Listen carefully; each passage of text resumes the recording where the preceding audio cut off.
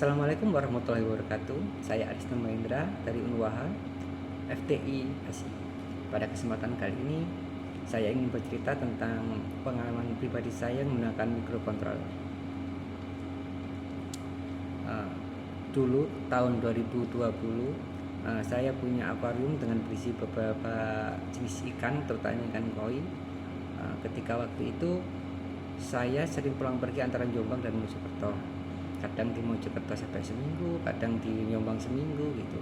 Jadi dengan jarak yang begitu jauh, dengan durasi yang begitu lama, sering sekali banyak ikan-ikan saya mati. Entah itu karena tidak dikasih makan, entah itu karena filternya mati, entah itu karena terlalu banyak diberi makan juga. Alasan mengapa perizinan sangat menyakitkan adalah karena jiwa kita yang menyatu. Lalu saya terpikir untuk membuat sebuah alat pemberi makan. Yang pertama, memberikan makan pada jam-jam tertentu. Lalu memberikan makan secara manual, karena kebahagiaan memelihara ikan adalah ketika kita memberi makan ikan itu. Lalu ada fungsi yang tidak perlu mengganti baterai, bisa menggunakan listrik AC dari PLN atau DC dari baterai, agar walaupun mati lampu tetap bisa memberikan makan. Lalu ditambah lagi fungsi bisa mengganti jadwal jam pemberian makan, tidak hanya pada jam 8 jam sekali atau 6 jam sekali atau 4 jam sekali. Terus yang terakhir adalah bisa mengatur sudut atau loop untuk mengatur banyak sedikitnya makanan yang kita berikan kepada ikan kita. Lalu dulu saya membeli Arduino Nano versi 3. Lalu saya sekitar 45.000 waktu itu saya dapatnya.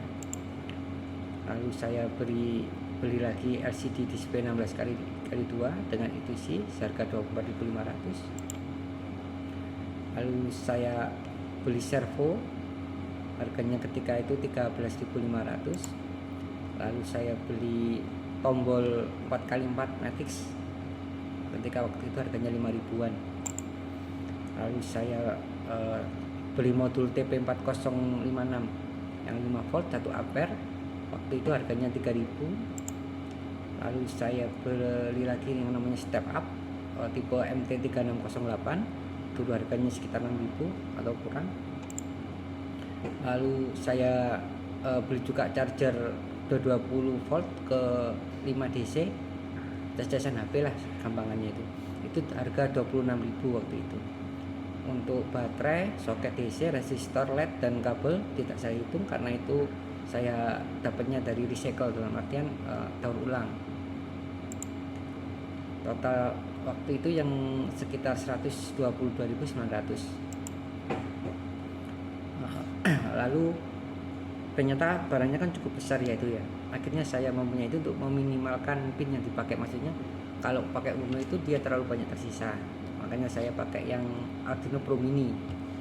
Di sini jumlah pinnya udah pas sama alat yang saya masukkan gabungkan di dalam satu project tadi.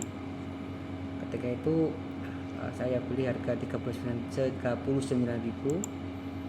Lalu saya beli RTC untuk mengatur waktu. Jadi dijadwalkan pemberian makannya berdasarkan jam, bukan berdasarkan dari delay atau nulis. Lalu saya beli buzzer lagi. Buzzernya fungsinya ketika servo itu terbuka dia akan berbunyi. Jadi totalnya dari project ini itu ada 196.000, ya sekitar 200.000-an lah. Lalu project yang kedua itu sebuah controller dari relay via Bluetooth. Jadi permintaannya adalah dia bisa menyalakan atau mematikan mesin berdasarkan jam. Lalu mesin dinyalakan dengan interval tertentu. Beberapa mesin dinyalakan secara bersamaan dan beberapa lainnya dimatikan. Jadi kalau 10 nyala berarti 10-nya harus hidup, 10-nya hidup berarti lainnya lagi nyala, gitu, bergantian. Lalu ada permintaan lagi, mesin dapat dinyalakan manual dengan Bluetooth. Lalu bila sebelumnya mesin dinyalakan manual, maka interval selanjutnya akan diberlakukan untuk mesin selanjutnya. Jadi andaikan ada 1 sampai 10 ya, kita menyalakan manual di mesin nomor 5, berarti selanjutnya bukan kembali ke nomor 1 yang menyala tapi nomor 6. itu diintegrasi dengan interval selanjutnya. Dan terakhir, dengan satu tombol dari Bluetooth itu bisa mematikan atau menyalakan semua relay yang ada. Jadi ketika itu saya baru mengenal yang namanya ESP32 DevKit versi 1, karena pertimbangannya waktu itu adalah kalau kita tetap pakai Arduino, otomatis kita harus menambah modul yang Wi-Fi atau menambah modul Bluetooth ya, walaupun harganya murah tetapi nggak efisien dalam pemakaian pinnya. Ketika itu saya dapat harga 60.000 ESP itu. Lalu saya beli relay yang isi 8 itu 39.000. Lalu power supply 5 volt ketika itu harganya 55.000. Untuk kabel, case, saklar, roda 20, APK, buzzer, RTC dan lain-lain itu tidak dihitung karena statusnya adalah mengambil dari daur ulang.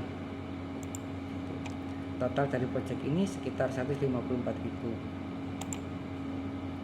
Lalu project ketiga saya adalah bersekolah otomatis, sebuah tugas dari kampus. Deskripsinya itu adalah bersekolah otomatis ini berfungsi untuk memberikan tanda pengganti jam untuk setiap pelajaran dan sudah tidak ada lagi petugas piket yang lupa sebelum membunyikan bel. Bel otomatis sekolah ini akan berbunyi pada saat yang tepat hingga penggantian pelajaran tidak lagi menjadi kacau, walaupun durasi antara jam pelajaran yang satu dengan jam pelajaran lain berbeda-beda.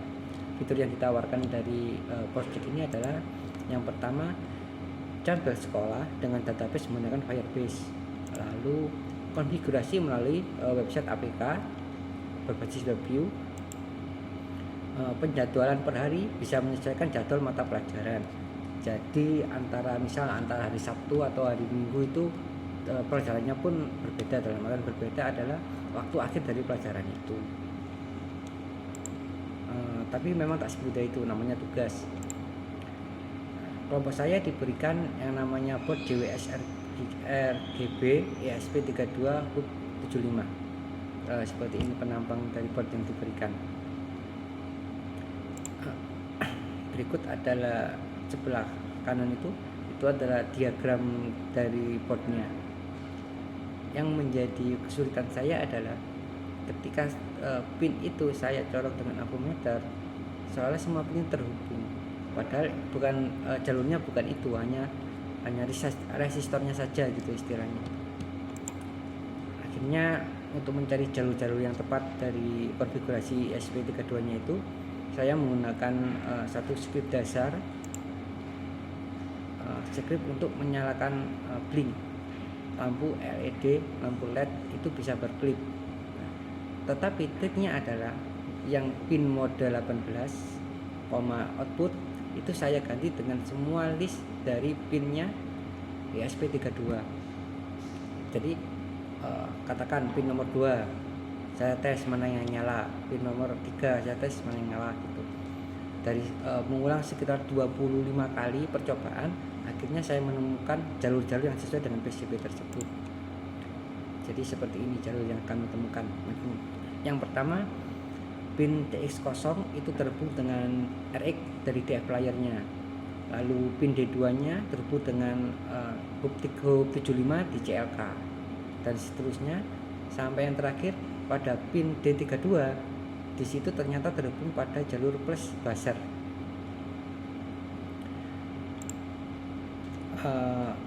Akhirnya kami mengumpulkan alat yang diperlukan, mulai dari ESP32, lalu power supply, display P10, lalu DF player, ada terakhir adalah speaker mini. Untuk case, kabel, saklar, APK dan lain-lain tidak dihitung karena recycle statusnya. Jadi total untuk project ini adalah sekitar 240 ribuan. Dari fitur yang awal hanya 3 itu akhirnya berkembang menjadi yang pertama, menampilkan jam, tanggal, dan teks berjalan. Tujuannya untuk nama sekolah dengan delay yang bisa disesuaikan oleh pengguna. Lalu fitur yang kedua adalah memilih koneksi WiFi yang digunakan sesuai pilihan pengguna. Bila gagal terhubung pada jaringan, maka portal web akan dibuka pada IP 192 16841. Dan pembukaan portal web bisa dilakukan dengan menekan tombol khusus. Lalu fitur yang ketiga adalah mengkonfigurasi melalui aplikasi Android berbasis WebView. Lalu yang keempat, database yang digunakan adalah real-time database atau RTDB Firebase. Setiap device harus mempunyai ID dan password masing-masing. Pendaftaran device dilakukan pada WebView di APK tadi. Lalu penjadwalan per hari bisa menyesuaikan jadwal mata pelajaran. Pada dasarnya jadwal yang diinput pada setiap harinya itu tidak terbatas, namun developer akan membatasi hanya sampai 12 jadwal saja. Terakhir, memainkan suara ketika memasuki jadwal tertentu. Pilihan suara dan teks bisa diatur oleh pengguna. Sekian dari saya. Assalamualaikum warahmatullahi wabarakatuh.